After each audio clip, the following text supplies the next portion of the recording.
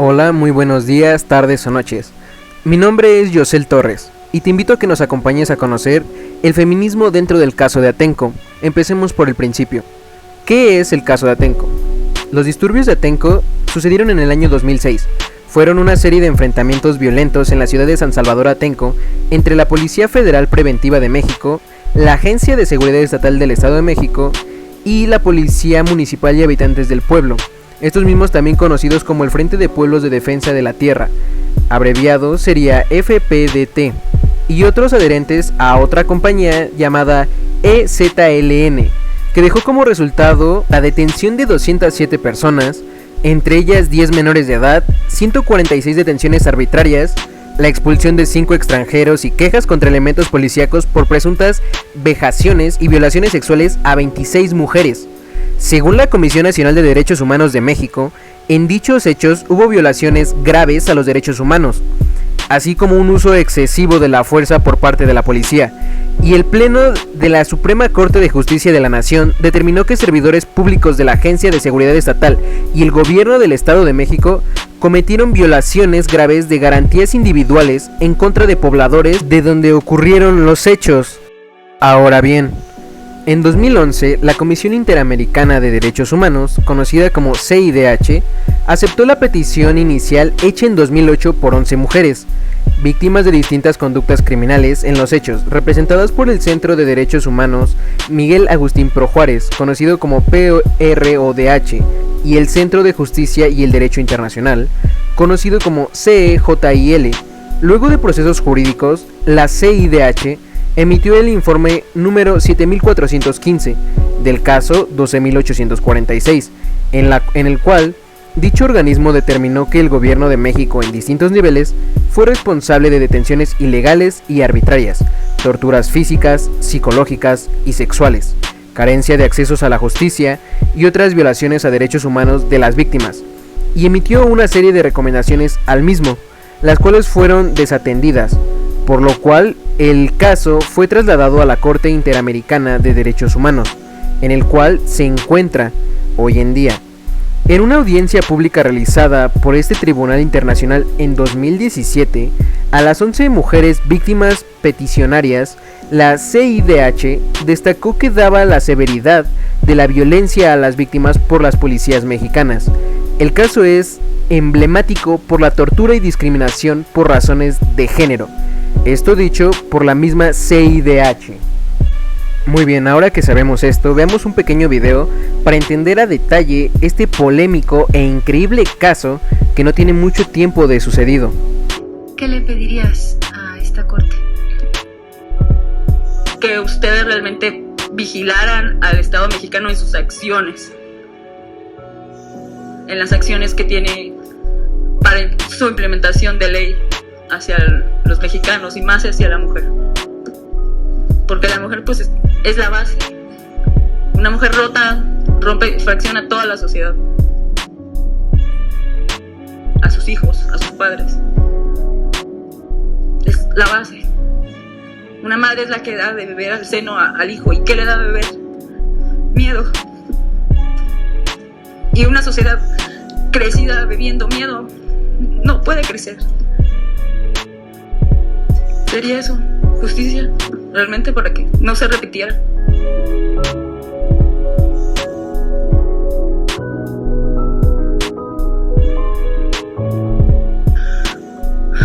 Después de esto llegan estos camiones, nos paran, nos vuelven a subir en fila india al camión. En ese momento que nos suben, nos golpean, a mí me apilan encima de un montón de gente. A mí pierdo la conciencia durante varios minutos, porque aparte del olor de la sangre era muy fuerte, pues apilan más gente arriba de mí. Al apilar más gente arriba de mí, pierdo la conciencia. Son unos minutos, vuelvo a recobrar la conciencia cuando quitaron a la gente y les empezaron a acomodar. Ahí empiezo a escuchar gritos, sigo con la cabeza tapada, me hincan en uno de los asientos y ahí es donde empiezan a tocarme más, a tocar mis pechos de una manera bastante fuerte, que realmente no era un error lo que estaban haciendo, estaba bastante bien planeado, porque cada momento que estaban esperando alguna señal, estaban esperando, no, que esto.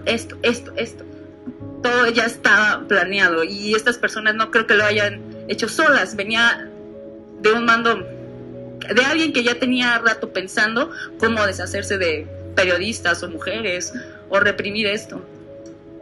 De verdad no sé en qué cabeza hacerle esto a una mujer. Muy bien, ahora que conocemos mejor este tema y tenemos información más detallada, es hora de conocer los antecedentes. Estos comienzan en la presidencia de Vicente Fox, el cual anunció el 22 de octubre de 2001 que la sede del nuevo aeropuerto de la Ciudad de México sería en terrenos agrícolas de la zona Texcoco. Inmediatamente después, ejidatarios de las poblaciones de San Salvador Atenco, Tocuila, Nexquipayac, Acuexcomac, San Felipe y Santa Cruz de Abajo iniciaron manifestaciones, bloqueos de vialidades en contra del anuncio, oponiéndose al proyecto federal. Dichos campesinos y campesinas conformaron el FPDT e iniciaron movilizaciones que consiguieron apoyos sociales en la capital mexicana y otros estados. El FPDT inició una oposición jurídica que incluso recibió el apoyo del jurista Ignacio Burgoa. En noviembre de 2001, los campesinos marcharon hasta la residencia oficial de Los Pinos, en donde exigieron a Vicente Fox la realización de un debate público. En los meses siguientes continuaron las movilizaciones hasta que el 11 de julio, en una protesta en un acto público de Arturo Montiel Rojas, que en ese entonces era un gobernador del Estado de México, se desató un enfrentamiento entre policías e integrantes del FPDT en el poblado de Santa Catarina, en la autopista Colman Pirámides, dejando cientos de detenidos, entre ellos los líderes del frente, policías golpeados y funcionarios retenidos por los campesinos en demanda de la liberación de sus simpatizantes. El 14 de julio de 2002 fueron liberados todos los detenidos por los enfrentamientos. Pocos días después, el 24 de julio de 2002, falleció José Espinosa Juárez, un campesino que según el FPDT no pudo correr tras la huida del lugar de los activistas, quedó rezagado y fue golpeado por policías. Según las autoridades del Gobierno Federal de México y de la Procuraduría General de Justicia del Estado de México, Espinosa falleció por complicaciones por la diabetes que padecía, aunque reconoció que fue internado con traumatismo cráneoencefálico.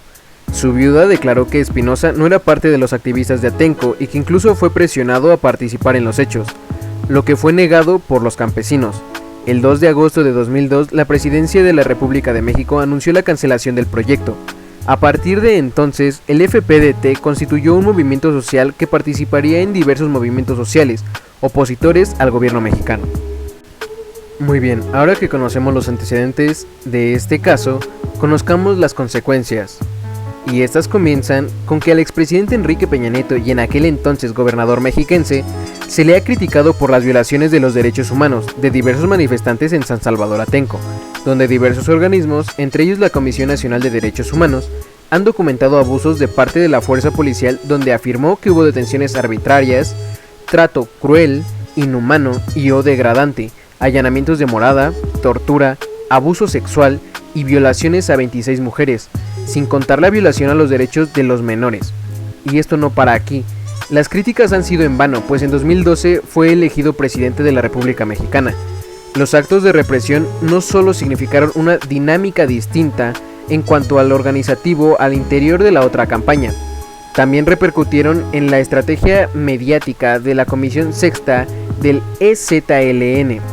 Un año después del operativo, 3 integrantes del Frente de Pueblos de Defensa de la Tierra, FPDT, detenidos durante los operativos, los cuales fueron Ignacio del Valle Medina, Héctor Galindo, sentenciados a 67 años y medio de prisión en el Cefresco 1, penal de la máxima seguridad del Altiplano, lo cual, dada la edad de los presos, técnicamente equivale a cadena perpetua. Además, a 10 personas acusadas por delito de secuestro equiparado han sido sentenciadas a 31 años, 11 meses y 15 días de la cárcel en el penal de Molino de las Flores, Texcoco. Sus nombres son Óscar Hernández Pacheco, Alejandro Pilón Zacate, Julio Espinosa Ramírez, Juan Carlos Estrada Cruces, Jorge Ordóñez Romero, Adán Ordóñez Romero, Narciso Arellano Hernández, Inés Rodolfo Cuellar Rivera y Eduardo Morales Reyes. Por otra parte, 21 policías fueron acusados formalmente, de los cuales 15 fueron expulsados de la fuerza policial y 6 más siguieron bajo investigación. El 23 de septiembre de 2008, un tribunal superior requirió que fuese despedido el policía Doroteo Blas Marcelo y le ordenó que pagara daños y perjuicios a una de las víctimas, y los otros 5 policías fueron acusados de abuso de autoridad y fueron sometidos a juicio penal. En febrero de 2009, la Suprema Corte de Justicia de la Nación, SCJN, llegó a la conclusión de que las autoridades policíacas que intervinieron en los enfrentamientos que se registraron en San Salvador Atenco, Estado de México, sí incurrieron en violaciones graves a las garantías individuales de la población. A finales del mes de marzo del 2009, el músico Manu Chao fue investigado por autoridades migratorias de México debido a las declaraciones que hizo en torno al caso. Manu se encontraba en México en un festival de cine, donde fue invitado para que presentara sus películas favoritas. Dentro de una conferencia de prensa, Manu expresó su inconformidad con este caso y llamó terroristas a las personas que autorizaron esta invasión. En 2010, la Suprema Corte de Justicia de la Nación decide atraer el caso. En este marco se representa el informe colaborativo 12 presos de la defensa de la tierra, y América del Valle, perseguida política, decide pedir asilo a la Embajada de Venezuela en México. El 30 de julio de 2010, la SCJN dictaminó la libertad de manera lisa y llana a los 12 presos de Atenco. Si estás viendo esto es porque ya acabó el video, y me gustaría invitarte a que reflexiones sobre este polémico caso y el trato que recibieron las mujeres y las personas como tal, ya que es un caso bastante polémico que sigue arrastrando nuestro país y muchas personas como tal, ya que muchas mujeres quedaron marcadas por este mismo abuso que se recibió de parte de muchas autoridades. Sin más por el momento, te agradezco por haberte quedado hasta el final, te lo agradecemos tanto mi grupo como yo, y esperemos vernos pronto después. No olvides seguirnos en nuestras redes sociales y hasta luego.